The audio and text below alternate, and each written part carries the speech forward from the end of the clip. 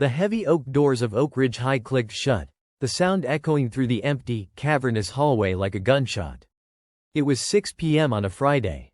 Everyone else had gone home for the long weekend, but I was still inside. My dare was simple: survive 3 days locked in the school. At first, it felt like a thrilling adventure. I had my backpack stuffed with protein bars, a sleeping bag, and 2 portable chargers. The school, stripped of its chaotic daytime energy, felt massive and strangely peaceful. I wandered down the hallway, my sneakers squeaking softly against the freshly waxed floors. But as the sun dipped below the horizon, the atmosphere shifted. The familiar classrooms transformed into dark, hollow chambers. Shadows stretched across the lockers like reaching fingers. I decided to set up camp in the old drama prop room behind the auditorium stage.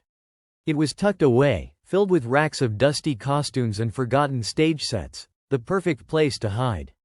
I unrolled my sleeping bag behind a painted cardboard castle. By 10 p.m., the absolute silence of the building began to press against my ears. Every building makes noises, I told myself. Pipes clank, wood expands. Then, the school's PA system crackled to life. There was no announcement, no music, just the heavy, rhythmic sound of someone breathing directly into the microphone. It lasted for 10 agonizing seconds before cutting out with a sharp pop. My heart hammered against my ribs. I stared into the darkness of the prop room, suddenly realizing that the school might not be as empty as I thought. I reached for my phone to text my friend, Leo, who knew about the dare. There was no signal. A thick, oppressive dread settled over me. I was locked in, and the first night had only just begun. Saturday morning arrived with a gray, watery light filtering through the high clear-story windows of the gymnasium. I hadn't slept more than an hour. Every time I drifted off, the phantom sound of that breathing echoed in my head. Hunger drove me out of my hiding spot. I crept toward the cafeteria, keeping close to the walls, my eyes darting to every corner. The school felt different today, colder, almost hostile. As I passed the biology wing, a faint scratching sound caught my attention. It was coming from locker 142. I froze. Locker 142 belonged to a kid who had transferred out under strange circumstances earlier that semester. I approached it slowly, holding my breath.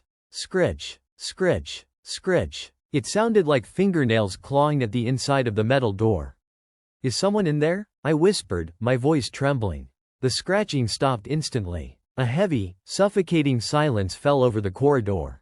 I reached out a hand, my fingers hovering inches from the dial of the combination lock. Just as I was about to touch it, the lockers down the entire hallway began to slam open and shut in a violent, rapid succession. Bang, bang, bang, I screamed, stumbling backward onto the floor. The metal doors violently thrashed as if an invisible crowd was running down the hall, tearing them open. I scrambled to my feet and ran blindly back toward the theater, my lungs burning. When I finally dared to look back, the hallway was silent again. But every single locker door stood wide open, gaping like hungry mouths.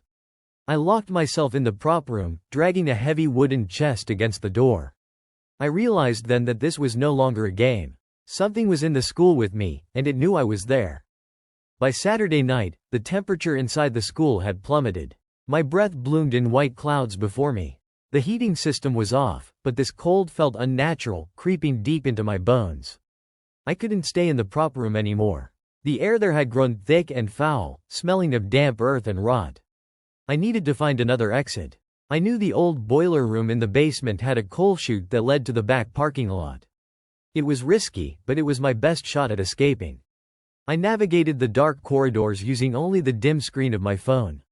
The school felt labyrinthine now, the hallways stretching longer than they should, the stairwells seemingly dropping deeper into the earth. When I reached the basement door, I found it unlocked. The air in the basement was ice cold. The concrete walls were slick with condensation. As I made my way toward the boiler room, I noticed a door I had never seen before. It was painted a dull, peeling red, with a rusted padlock hanging open from the latch. Above it, a faded sign read, "Restricted. Janitorial use only." A soft, melodic humming drifted from behind the red door. It was a lullaby, sweet but deeply unsettling, sung by a raspy, distorted voice.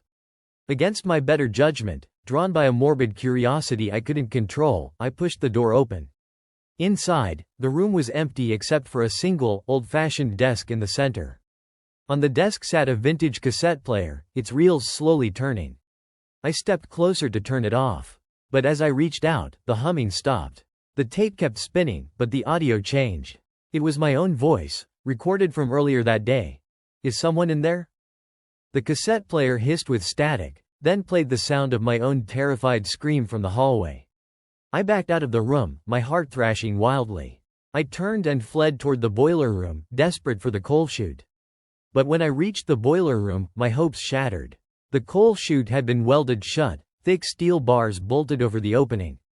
I was trapped. Suddenly, the overhead fluorescent lights in the basement flickered to life, buzzing with a high-pitched hum.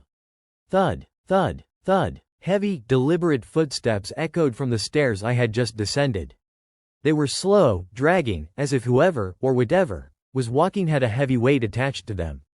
I scrambled behind a massive, rusted water boiler, squeezing myself into the dark gap between the tank and the concrete wall. I pulled my knees to my chest, trying to make myself as small as possible. The footsteps entered the boiler room. Through a gap in the pipes, I saw a shadow stretch across the floor. It was tall, unnaturally thin, and its limbs seemed to bend at odd, disjointed angles. It didn't look human. It stopped in the center of the room. It began to sniff the air, a wet, guttural sound that made my skin crawl. My phone, resting in my pocket, suddenly vibrated. The screen lit up with a text message from Leo. "Are you still in there?" The light from the screen illuminated my hiding spot. The entity snapped its head toward the boiler. It had no face, only a smooth, pale expanse of skin where eyes and a nose should have been, and a wide, jagged slit for a mouth.